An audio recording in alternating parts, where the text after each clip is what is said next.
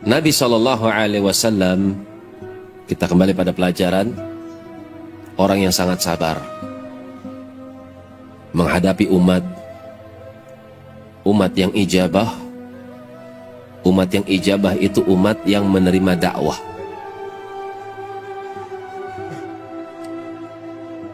Dan sabar menghadapi umat dakwah.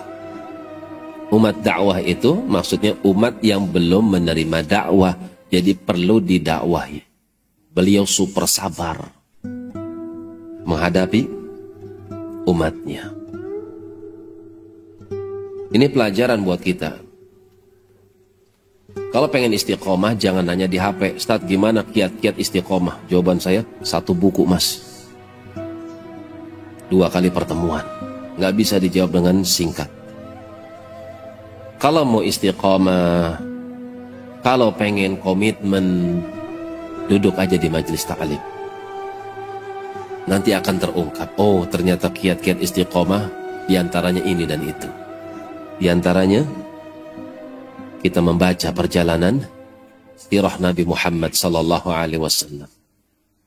Masalah ekonomi, pernah beliau merasakan kelaparan ketika para sahabatnya sudah mengganjel batu di perutnya.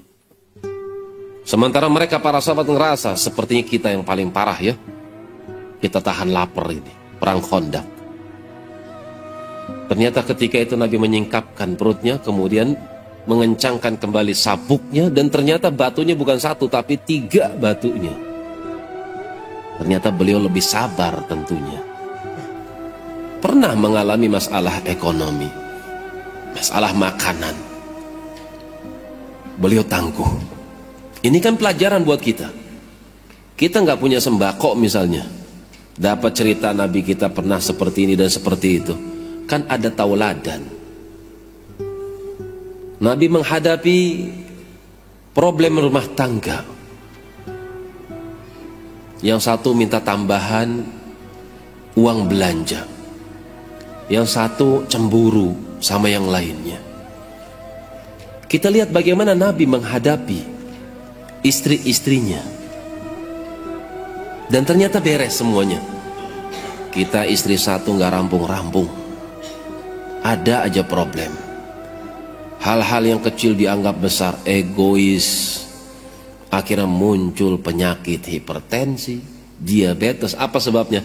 Egois sama istri sama anak, pengennya menang. Padahal Nabi SAW sudah memberikan contoh. Punya problem sama istri, ngadu ngapa sama Allah, beres. Nggak usah dimarahin tuh bini, diem aja udah. Kecewa lapor sama Allah, ya Allah kok bini gini banget ya Allah, astagfirullah, mungkin ini dosa. Dulu ketika masih bujang saya pernah gini, saya pernah gitu, saya mendapatkan hukuman, sekarang dapat bini kayak gini. Astagfirullah, astagfirullah, ya Allah perbaiki saya dan bini saya. Kan beres masalahnya.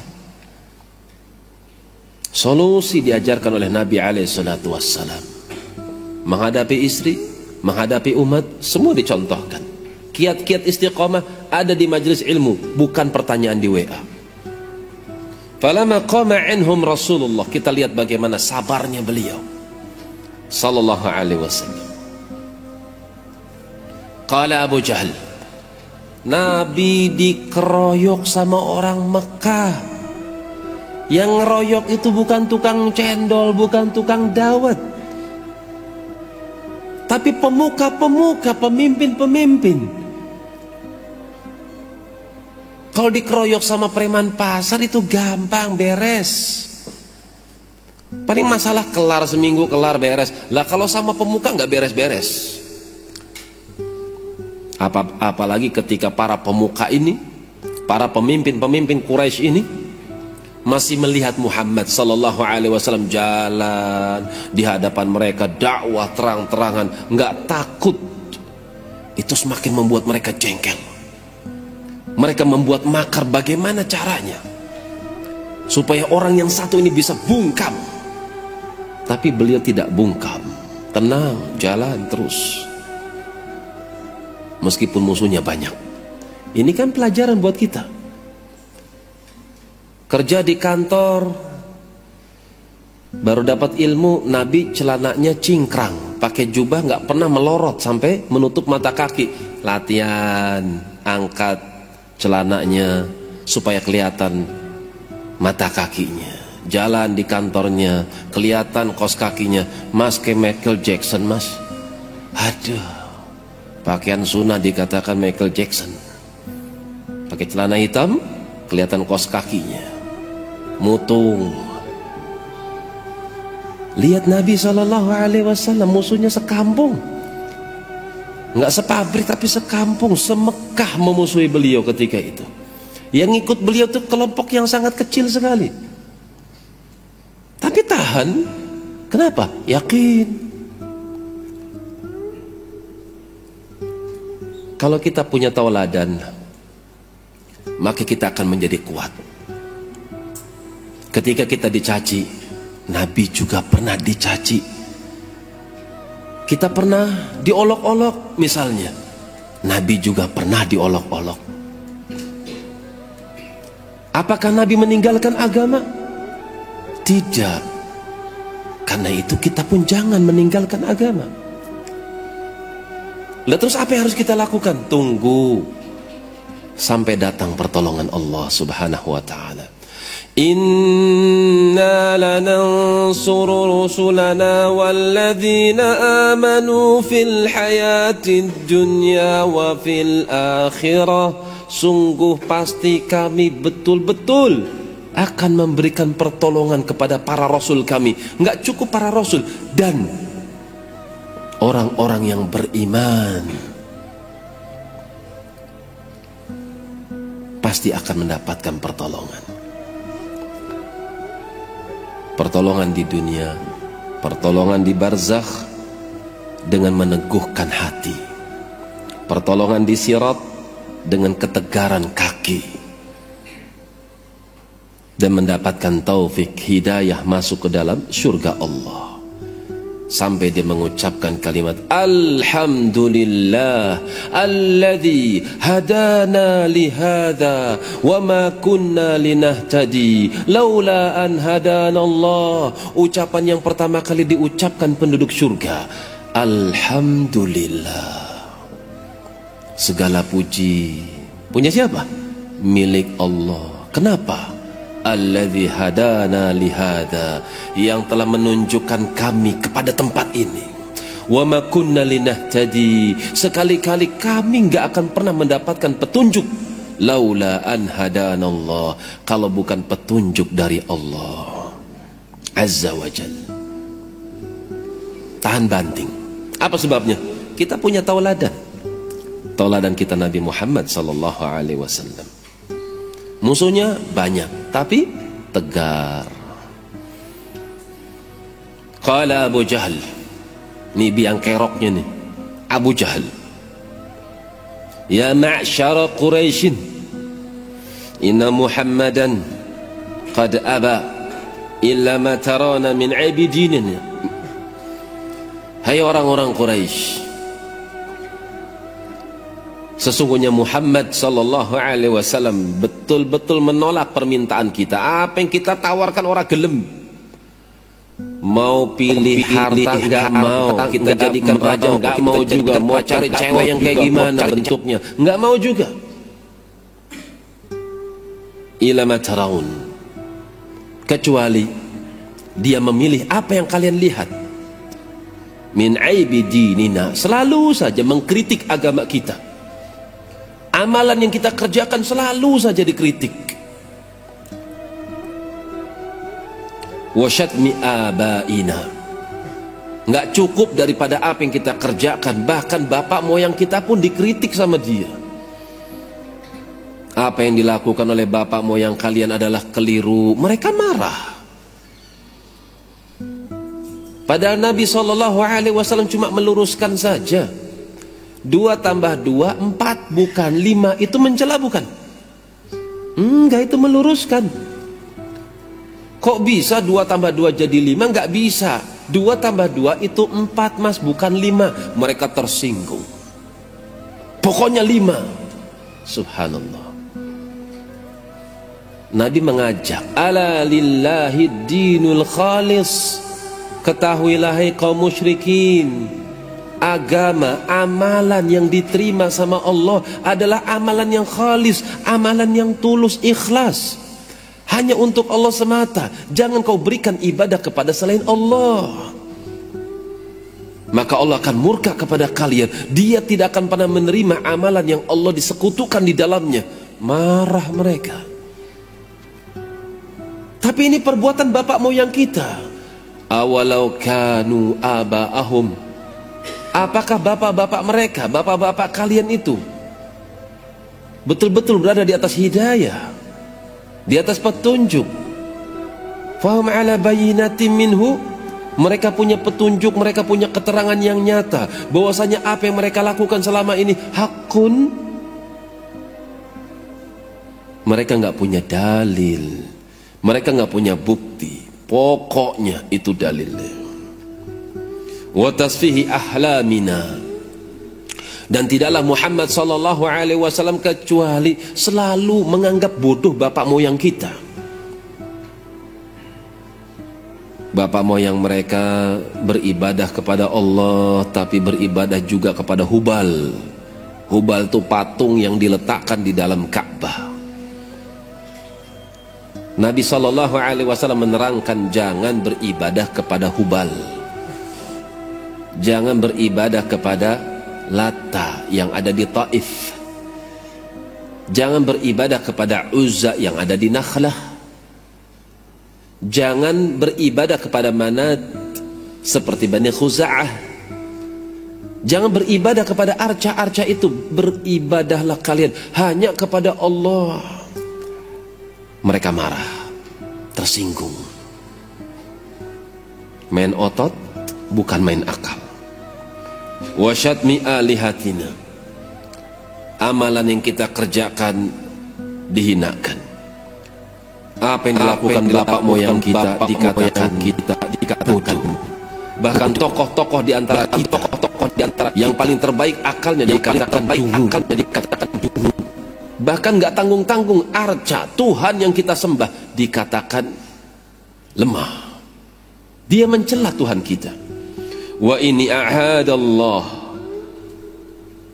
sungguh aku bersumpah dengan menyebut nama Allah. Lihat Abu Jahal, sumpahnya pakai apa? Enggak patung. Aku bersumpah dengan menyebut nama batu. Oh tidak, dia kenal Allah. Aku bersumpah dengan lautan. Tidak, Abu Jahal kenal Allah. Aku bersumpah dengan menyebut nama Allah. Tuh Abu Jahal semata-mata kenal Allah, menganggap Allah Tuhan, itu belum muslim. Betul gak? Kalau muslim gak mungkin diperangin sama Nabi Sallallahu Alaihi Wasallam. Kenapa mereka belum muslim? Karena mereka belum pasrah, belum memasrahkan seluruh peribadatan kepada Allah. Arti muslim kan pasrah. Al-istislamu lillah bitauhid. Arti Islam itu pasrah kepada Allah dengan mengesahkannya, tunduk patuh dengan melakukan ketaatan padanya, dan menjauhi bentuk-bentuk kesyirikan juga pelakunya. La ajlisanna lahu ghadan bihajarin ma atiqu hamlahu. Aku bersumpah dengan menyebut nama Allah, pokoknya besok aku akan deketin dia. Aku akan bawa batu sebesar-besarnya yang sanggup aku pikul. Kemudian fa idza sajada fi salatih, nanti kalau dia salat, dia ruku, dia sujud di sisi Ka'bah, fadakhtu bihi ra'sah, aku akan gelindingin tuh batu tuh ke arah kepala Muhammad sallallahu alaihi wasallam. Abu Jahal jengkel dengan Nabi Muhammad sallallahu alaihi wasallam. Faslimuni inda dhalik aw mna'uni falyasna' ba'da dhalik Banu Abdi Manaf ma badalahum. Faslimuni, terserah, kau pasrahkan aku atau kau halangi perbuatanku, terserah, aku nggak peduli. Tekad sudah bulat, pokoknya Muhammad harus mati sallallahu alaihi wasallam. Kalau dia sudah mati, silahkan kabilahnya mau ngamuk, terserah. Yang penting dia mati. Nih, permusuhan Abu Jahal kepada Nabi Muhammad sallallahu alaihi wasallam. Qalu, mereka katakan, wallah la nuslimuka li syai'in abada famdi ma lima turid. Teman-temannya orang-orang kafir Quraisy juga sumpah, wallahi, sumpahnya sama, bukan demi batu akik, oh enggak, mereka sumpahnya dengan menyebut nama Allah. Ya sudah Abu Jahal, demi Allah kami tidak akan menyerahkan engkau kepada kabilahnya selama-lamanya, kita akan bela engkau. Famdi bima atau lima turid, silahkan kau ingin melakukan apa kepada dia, silahkan lakukan saja. Falamma asbaha, itu kemarin ketika pagi, Abu Jahal akhadha hajaran. Betul, Abu Jahal dia cari batu besar yang kira-kira kalau buat gecek kepala orang, mati kepalanya, mati orang tersebut. Dia ambil batu besar, dibawa sama dia. Kama wasafa, seperti apa yang dia sifatkan kemarin. Thumma jalasa li Rasulillah sallallahu alaihi wasallam. Kemudian dia duduk di sisi Nabi sallallahu alaihi wasallam. Yantadhiru, nunggu kapan nih orang sujud, gecek kepalanya. Astagfirullah, sangar sekali, jelek sekali orang ini. Wa ghada Rasulullah sallallahu alaihi wasallam kama yaghdu. Nabi biasa berpagi-pagi datang ke Ka'bah, salat di sisi Ka'bah. Wa kana bi Makkah wa qiblatuhu ila Syam. Ketika itu di Mekah beliau, kiblat ketika itu arahnya ke Syam. Syam itu mana maksudnya? Hah? Masjid Al-Aqsa. Yang bikin Masjid Al-Aqsa siapa? Bukan tukang bangunan, bukan. Siapa yang bikin? Nabi? Nabi? Hah, mau. Nabi Ya'qub alaihi salam. Diperluas sama Nabi siapa? Sulaiman alaihi salam. Akhirnya dikenal sebagai Masjid Sulaiman alaihi salam. Padahal Masjid Ya'qub alaihi salam. Kiblatnya dulu ke Baitul Maqdis. Fakana idza shalla baina ruknain. Nabi sallallahu alaihi wasallam ketika sholat di awal-awal Mekah, fase Mekah, beliau tuh sholatnya 2 rakaat di antara 2 rukun, ruknul yamani wal aswad, rukun yamani dan rukun hajar aswad. Di antara keduanya menghadap ke Syam. Kalau di samping hajar aswad, sebelah selatannya itu Iraqi, sebelah kanannya Iraqi, Syami, sebelah kanannya Syami, Yamani. Kembali ke sudut yang pertama, hajar aswad, itu urutannya. Aswad, Iraqi, Syami, Yamani. Nabi SAW kalau sholat itu menghadap Syam, tapi di depan Ka'bah. Jadi di antara Yamani dan hajar aswad. Wa ja'ala al-Ka'bah baina wa baina Syam. Jadi Ka'bah di depan beliau, tapi beliau menghadap ke Baitul Maqdis. Ini di awal Islam. Faqama, beliau berdiri. Yusalli, salat. Wa qad ghadat Quraisyun. Orang-orang Quraisy mereka pada ngariung, ngumpul-ngumpul. Lihat dari kejauhan, si Jahal betulan kagak ya, dari jauh. Fajalasu fi andiyatihim, mereka duduk di sisi tempat perkumpulan mereka. Masya Allah, tempat nongkrongnya keren. Di mana tempat nongkrong kaum Quraisy? Ka'bah, Masya Allah. Kalau kita di mana? Warung he, Masya Allah, lampu merah, alun-alun. Abu Jahal nongkrongnya di mana? Masjid Al-Haram, kadang Hijr Ismail. Masya Allah, orang musyrik tongkrongannya keren, tapi nggak ada manfaatnya meskipun mereka duduk dekat masjid. Yantadhiruna ma Abu Jahal fa'ilun. Orang-orang Quraisy dari kejauhan, tempat duduk mereka di sisi Masjid Al-Haram, di dekat Ka'bah, mereka lihat. Ini Abu Jahal ngomong doang kagak ya?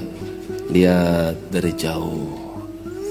Falamma sajada Rasulullah, ketika ruku', ini orang-orang udah seneng. Bentar lagi sujud nih. Abu Jahal bilang kalau sujud palanya mau digecek. Ayo kita lihat betul nggak nih si Jahal. Ketika Nabi mulai sujud, ihtamala Abu Jahal al-hajara. Betul, si Jahal ini dia bawa batu yang besar, siap untuk ditimpakan kepala Muhammad sallallahu alaihi wasallam. Thumma akbala nahwahu, dia angkat tuh batu yang besar, kemudian dia dekat kepada Muhammad alaihi salatu wasallam. Hatta idza dana, tapi ketika sudah dekat minhu kepada Nabi sallallahu alaihi wasallam, raja'a munhaziman, balik badan dia, muntaka'an launuhu, langsung pucat mukanya, mar'uban, menggigil ketakutan. Qad yabisat yadahu ala hajari, tangannya langsung kering, gemeteran, jatuh tuh batu. Hatta qadhafa al-hajar min yadihi, batu itu nggak kuat lagi diangkat, jatuh dari tangannya. Wa qamat ilaihi rijalun Quraisy, orang-orang Quraisy dari jauh ngelihat aneh. Ini kenapa si Jahal nih? Katanya mau ngelempar pakai batu, tapi kok batu dijatuhin? Faqalu lahu, malaka ya Abul Hakam? Hai Abul Hakam, kenapa? Tadi kok kita lihat antum itu sudah siap menimpakan batu ke atas kepala beliau sallallahu alaihi wasallam, tapi kok nggak jadi, kenapa? Qala qumtu ilaih, betul, tadi aku sudah diri dekat dia. Li'af'ala bihi ma qultu lakumul barihah, aku akan lakukan sesuatu seperti yang aku katakan semalam kepada kalian. Aku akan bunuh dia. Falamma danautu minhu, tapi ketika aku mendekat kepada orang itu, uridali dunahu fahlun minal ibil, tapi ketika aku mendekat ada seekor unta besar. La wallah, dan demi Allah, ma ra'aitu mitlaha matih, aku nggak pernah ngelihat betapa seramnya unta tersebut, giginya bertaring. Wala mitla qasratihi wala anyabihi li fahlin qatta, nggak pernah ngelihat ada unta lehernya kayak gitu, giginya seperti itu, mukanya seperti itu. Fahamma bi ayyakulani, dengan leher yang besar, dengan gigi yang bertaring, muka yang menyeramkan, dia buka mulutnya ingin menerkam saya. Aku takut ketika itu. Karena itu Abu Jahal pun pucat karenanya. Jadi ada unta bertaring, yang melihat siapa? Abu Jahal sendirian, yang lain gak lihat. Ini berita gaib. Dan saya pun pernah membaca keutamaan manaqib Imam Ahmad rahimahullahu ta'ala ketika beliau dipaksa untuk mengatakan Al-Quran adalah makhluk. Ini kaum ahlul bid'ah ingin menolak kalau Allah berbicara. Akhirnya mereka bikin trik. Bagaimana triknya? Allah berbicara, maksud Allah berbicara, Allah menciptakan makhluk, terus makhluk itu ngomong. Al-Quran ya makhluk, sesuatu yang berbicara, itu bukan Allah, tapi makhluk. Yang makhluk itu berbicara. Ini kaum Jahmiyah ingin mensucikan Allah asalnya. Kalau Allah ngomong berarti ada suaranya. Suara itu kan pantulan dari rongga mulut dengan pantulan lidah ke tempat gigi tumbuh yang bersatu dengan udara yang masuk ke dalam rongga, akhir mengeluarkan suara. Itu kan makhluk, nggak mungkin Allah seperti itu. Mereka pikir gimana ya cara menafsirkannya? Oh, Allah menciptakan sesuatu, yang sesuatu itu berbicara. Yang dibicarakan adalah Al-Quran. Jadi Al-Quran adalah makhluk. Ini pemahaman yang sesat, menyesatkan. Imam Ahmad nggak terima. Beliau tetap mengatakan Al-Quran adalah ucapan Allah, bukan makhluk, bukan sesuatu yang diciptakan kemudian ngomong, bukan. Tapi Al-Quran adalah ucapan Allah, Allah yang berbicara. Itu akidah Imam Ahmad rahimahullahu ta'ala. Akhirnya beliau dipenjara.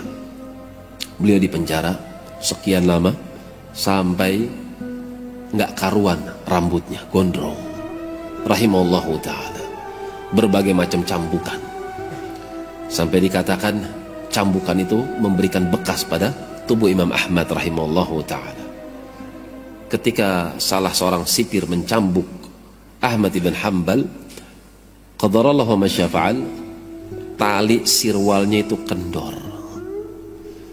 Kemudian baju gamisnya pun robek disebabkan karena cambukan tersebut. Ketika cambukan tersebut merobek bajunya, kemudian celananya pun sirwalnya melorot sementara beliau diborgol, maka beliau meminta kepada Allah, Allahumma astur awrati. Ya Allah, aku sabar ya Allah dicambuk oleh mereka ya Allah, tapi tolong ya Allah, tolong jaga auratku ya Allah. Baju sudah robek, celana sirwal mau melorot. Ya Allah, tolong jaga auratku ya Allah. Terus sipir mau gebuk lagi dengan cambuknya, tiba-tiba dia lari ketakutan. Dia jerit-jerit seperti orang kesurupan, lari meninggalkan Ahmad ibn Hanbal rahimahullahu ta'ala. Kemudian ketika sudah tenang, sipir tersebut diajak dialog.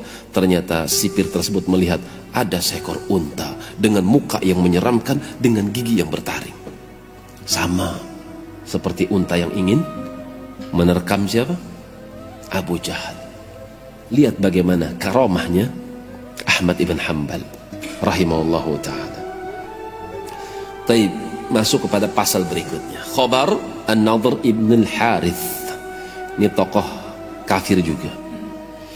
Falamma qala lahum dzalika Abu Jahal qama An-Nadhr ibn al-Harith. Ketika Abu Jahal mengucapkan kalimat itu, maka Nadhr ibn al-Harith waras sesaat.